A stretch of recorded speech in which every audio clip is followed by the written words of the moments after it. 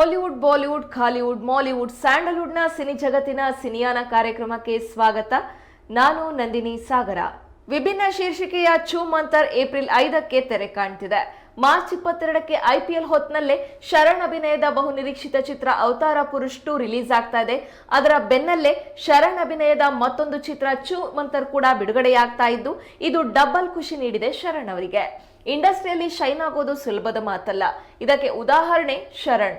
Side ರೋಲ್ಗಳಲ್ಲಿ ಅಭಿನಯಿಸ್ತಾ ಇದ್ದ ಶರಣ್ ಅವರಿಗೆ ತಿರುವು ಕೊಟ್ಟ ಚಿತ್ರ ಅಂದ್ರೆ ಅದು ಅಧ್ಯಕ್ಷ.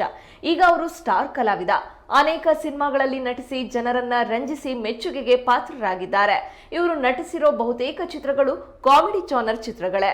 ಏಪ್ರಿಲ್ 22ಕ್ಕೆ ಅವತಾರ ಪುರುಷ್ 2 ರಿಲೀಸ್ ಆಗ್ತಾ ಇದ್ರೆ, ಮೇ 5ಕ್ಕೆ ಛೂ ಮಂತರ್ ತೆರೆ ಕಾಣ್ತಾ ಇದೆ.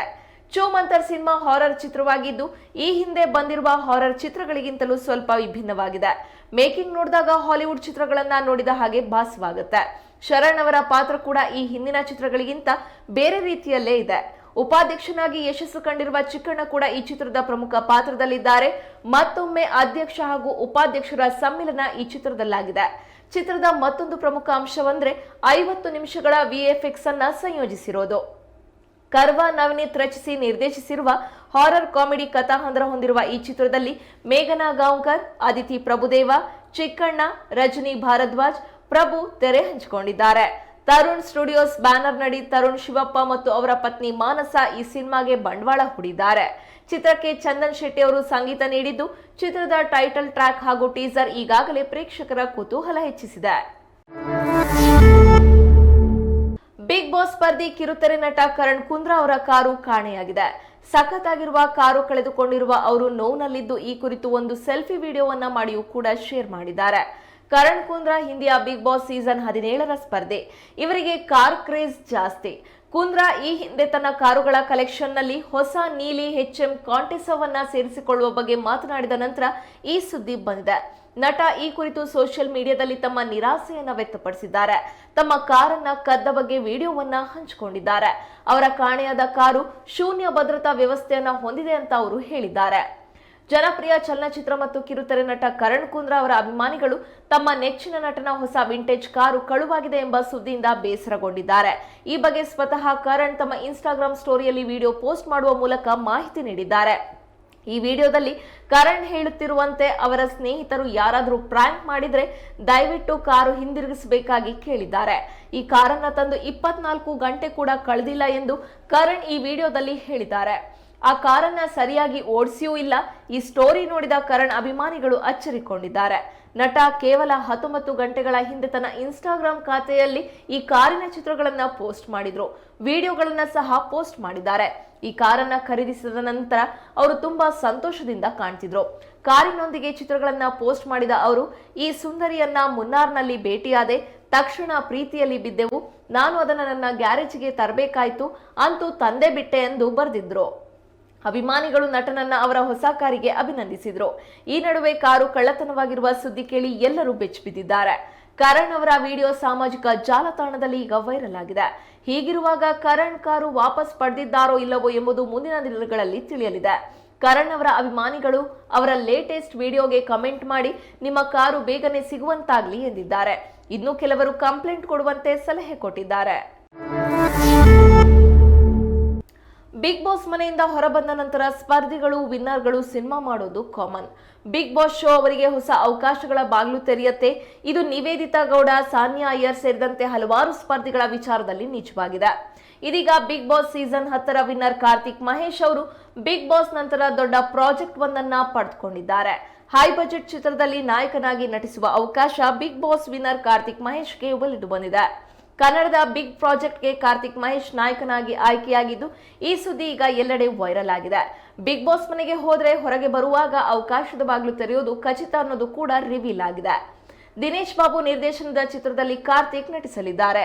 ಸಂಗೀತದ ಜೊತೆಗೆ ನಿರ್ಮಾಣಕ್ಕೆ ಕೈ ಹಾಕಿದ ಕಿರಣ್ ತೋಟಂಬೈಲು ಅವರು ಈ ಸಿನಿಮಾ ನಿರ್ಮಿಸ್ತಾ ಇದ್ದಾರೆ.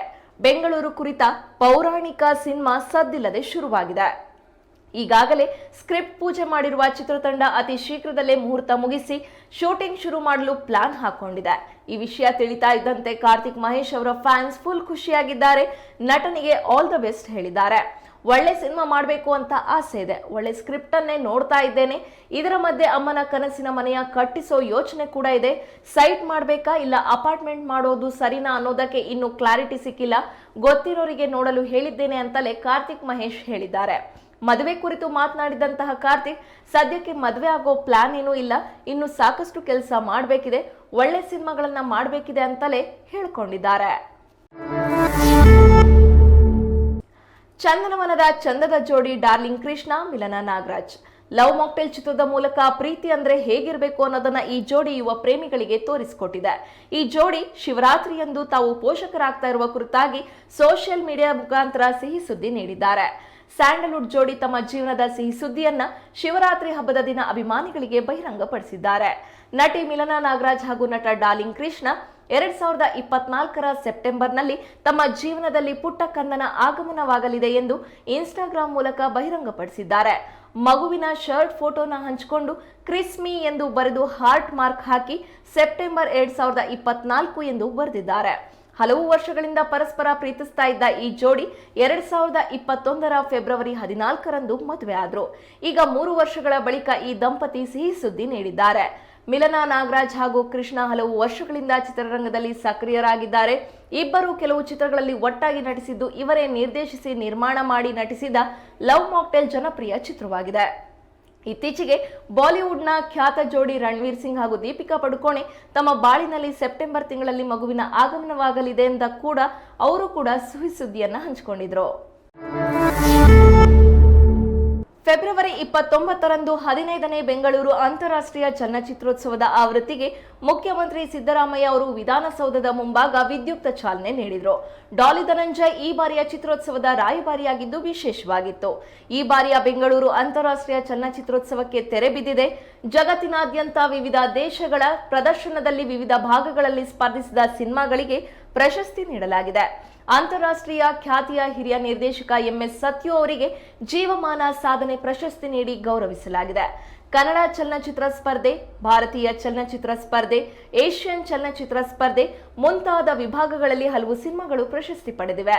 ಕನ್ನಡ ಚಲನಚಿತ್ರ ಸ್ಪರ್ಧೆಯಲ್ಲಿ ನವೀನ್ ಶಂಕರ್ ಅಭಿನಯದ ಕ್ಷೇತ್ರಪತಿ ಚಿತ್ರಕ್ಕೆ ತೀರ್ಪುಗಾರರ ವಿಶೇಷ ಪ್ರಶಸ್ತಿಯನ್ನ ನೀಡಲಾಗಿದೆ. ರಮ್ಯಾ ನಿರ್ಮಾಣದ ಸ್ವಾತಿ ಮುತ್ತಿನ ಮಳೆಹನಿಯೇ ಚಿತ್ರಕ್ಕೂ ಕೂಡ ನೆಟ್ ಪ್ಯಾಕ್ ತೀರ್ಪುಗಾರರ ಪ್ರಶಸ್ತಿ ಸಿಕ್ಕಿದೆ. ಏಷ್ಯನ್ ಚಿತ್ರ ಪ್ರಶಸ್ತಿ ವಿಭಾಗದಲ್ಲಿ ರಾಕ್ಷಸ್ ಶೆಟ್ಟಿ ನಿರ್ಮಾಣದ ಮಿಥ್ಯಾ ಚಿತ್ರಕ್ಕೆ ತೀರ್ಪುಗಾರರ ವಿಶೇಷ ಪ್ರಶಸ್ತಿ ಸಿಕ್ಕಿದ್ದು ವಿಶೇಷ. ಒಂದು ವಾರದಿಂದ ನಡೆದ ಚಲನಚಿತ್ರೋತ್ಸವದಲ್ಲಿ 100ಕ್ಕೂ ಹೆಚ್ಚು ಬೇರೆ ಬೇರೆ ಭಾಷೆಯ ಚಿತ್ರಗಳು ತೆರೆ ಕಂಡಿದ್ದು, ಪ್ರೇಕ್ಷಕರ ಮೆಚ್ಚುಗೆಗೆ ಈ ಚಲನಚಿತ್ರೋತ್ಸವ ಪಾತ್ರವಾಗಿದೆ. ಸಿನಿಮಾಸಕ್ತರು ಮುಂದಿನ ಚಲನಚಿತ್ರೋತ್ಸವಕ್ಕೆ ಎದುರು ನೋಡ್ತಿದ್ದಾರೆ.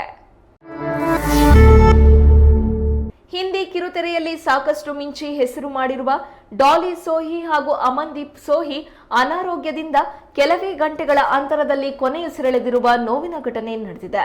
ಹಿಂದಿ ಕಿರುತೆರೆ ಲೋಕಕ್ಕೆ ಶಾಕ್ ಆಗುವಂತಹ ಘಟನೆ ಇದಾಗಿದೆ. ಡಾಲಿ ಸೋಹಿ ಅವರು ಕಿರುತೆರೆಯಲ್ಲಿ ಸಾಕಷ್ಟು ಹೆಸರು ಮಾಡಿದ್ದಾರೆ. 2000 ಇಸ್ವಿಯಲ್ಲಿ ಪ್ರಸಾರ ಆರಂಭಿಸಿದ ಕಲಾಶ್ ಧಾರಾವಾಹಿ ಮೂಲಕ ಬಣ್ಣದ ಬದುಕು ಆರಂಭಿಸಿದ್ರು. 2022ರಲ್ಲಿ ಪ್ರಸಾರ ಕಂಡ ಸಿಂಧೂರ್ ಕಿ ಕಿಮತ್ ಅವರ ನಟನೆಯ ಕೊನೆಯ ಧಾರಾವಾಹಿ. ಅಮನ್ದೀಪ್ ಅವರು ಕೂಡ ಕಿರುತೆರೆಯಲ್ಲಿ ಗುರುತಿಸಿಕೊಂಡಿದ್ದಾರೆ. ಬಣ್ಣದ ಲೋಕದಲ್ಲಿ ಆಕ್ಟಿವ್ ಆಗಿದ್ದ ಸಹೋದರಿಯರಾದ ಡಾಲಿ ಸೋಹಿ ಹಾಗೂ ಅಮನ್ದೀಪ್ ಸೋಹಿ ಇಬ್ಬರು ಕೆಲವೇ ಗಂಟೆಗಳ ಅವಧಿಯಲ್ಲಿ ಮೃತಪಟ್ಟಿದ್ದಾರೆ. ಒಬ್ಬರು ಜಾಂಡಿಸ್ಗೆ ಮೃತಪಟ್ಟರೆ ಮತ್ತೊಬ್ಬರು ಗರ್ಭಕಂಠ ಕ್ಯಾನ್ಸರ್ನಿಂದ ಕೊನೆಯುಸಿರೆಳೆದಿದ್ದಾರೆ. ಈ ವಿಚಾರ ಶಾಕಿಂಗ್ ಎನಿಸಿದೆ. ಅಮನ್ದೀಪ್ ಅವರಿಗೆ ಹಲವು ದಿನಗಳ ಹಿಂದೆ ಜಾಂಡೀಸ್ ಆಗಿತ್ತು. ಅವರಿಗೆ ಚಿಕಿತ್ಸೆ ನೀಡಿದ್ರೂ ಯಾವುದೇ ಪ್ರಯೋಜನ ಆಗಿಲ್ಲ. ಇದಾದ ಬೆನ್ನಲ್ಲೇ ಕ್ಯಾನ್ಸರ್ನಿಂದ ಬಳಲ್ತಾ ಇದ್ದ ಸೋಹಿ ಕೂಡ ಕೊನೆಯುಸಿರೆಳೆದಿದ್ದಾರೆ. ಇವರ ಸಾವಿಗೆ ಅನೇಕರು ಸಂತಾಪ ಸೂಚಿಸಿದ್ದಾರೆ. 2 ಸಾವುಗಳಿಂದ ಕುಟುಂಬ ಶಾಕ್ಗೆ ಒಳಗಾಗಿದ್ದು, ಇದರಿಂದ ಚೇತರಿಸಿಕೊಳ್ಳುವ ಶಕ್ತಿಯನ್ನ ಅವರಿಗೆ ದೇವರು ನೀಡಲಿ ಅಂತ ಫ್ಯಾನ್ಸ್ ಕೋರಿದ್ದಾರೆ. ನಮ್ಮ ಪ್ರೀತಿಯ ಅಮನ್ದೀಪ್ ಸೋಹಿ ಅವರು ಇಂದು ಸ್ವರ್ಗಸ್ಥರಾಗಿದ್ದಾರೆ. ನಾವು ಅವರನ್ನ ಕಳೆದುಕೊಂಡು ಶಾಕ್ಗೆ ಒಳಗಾಗಿದ್ದೇವೆ. ಇಂದು ಅಂದ್ರೆ ಮಾರ್ಚ್ 8ರಂದು ಮಧ್ಯಾಹ್ನ ಅಂತಿಮ ಸಂಸ್ಕಾರ ನಡೆಯಲಿದೆ ಎಂದು ಡಾಲಿ ಸೋಹಿ ಅವರ ಸಹೋದರ ಮನು ಗುರುವಾರ ಹೇಳಿದ್ರು. ಇದಾದ ಬೆನ್ನಲ್ಲೇ ಡಾಲಿ ಸಾವನ್ನಪ್ಪಿದ್ದಾರೆ. ಅಮನ್ದೀಪ್ ಅವರು ಗುರುವಾರ ಅಂದ್ರೆ ಮಾರ್ಚ್ 7ರಂದು ಮೃತಪಟ್ಟರು. ಅಮನ್ದೀಪ್ ಮೃತಪಟ್ಟಿದ್ದಾರೆ ಅನ್ನೋದು ನಿಜ. ಅವರಿಗೆ ಜಾಂಡೀಸ್ ಆಗಿತ್ತು. ವೈದ್ಯರ ಬಳಿ ಹೆಚ್ಚಿನ ಮಾಹಿತಿ ಕೇಳುವಂತಹ ತಾಕತ್ತು ಅವರಿಗೆ ಇರಲಿಲ್ಲ ಎಂದಿದ್ದಾರೆ ಮನು. ಡಾಲಿ ಅವರ ಆರೋಗ್ಯ ತೀವ್ರ ಹದಗೆಟ್ಟಿರಲಿಲ್ಲ, ಆದ್ರೆ ವಿಶ್ರಾಂತಿ ಪಡೆಯುವಂತೆ ವೈದ್ಯರು ಹೇಳಿದ್ರು. 2023ರಲ್ಲಿ ಅವರಿಗೆ ಗರ್ಭಕಂಠ ಕ್ಯಾನ್ಸರ್ ಇರೋದು ಪತ್ತೆಯಾಗಿತ್ತು. ಹೀಗಾಗಿ ಕೆಲವೇ ಗಂಟೆಗಳ ಅಂತರದಲ್ಲಿ ಒಂದೇ ಕುಟುಂಬದ 2 ಜೀವಗಳ ಪ್ರಾಣ ಪಕ್ಷಿ ಹಾರಿದೆ. ಇಬ್ಬರು ಸಹೋದರಿಯರ ಅಗಲಿಕೆಯ ದುಃಖವನ್ನ ಭರಿಸುವ ಶಕ್ತಿ ದೇವರು ಕುಟುಂಬದವರಿಗೆ ನೀಡಲೆಂದು ಅಭಿಮಾನಿಗಳು ಪ್ರಾರ್ಥಿಸುತ್ತಿದ್ದಾರೆ.